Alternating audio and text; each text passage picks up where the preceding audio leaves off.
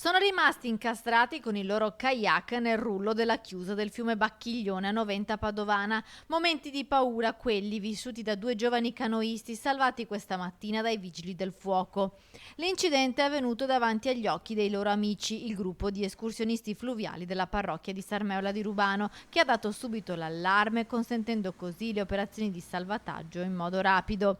I due canoisti, entrambi scout, hanno 17 e 27 anni e fortunatamente sono rimasti illesi. Mentre si stavano allenando con i loro kayak, sono rimasti bloccati sul salto della chiusa. I vigili del fuoco, accorsi con il personale speleo alpino fluviale, hanno tratto in salvo i due giovani, li hanno portati a riva e dopo aver dato loro indumenti asciutti si sono ricongiunti ai propri amici.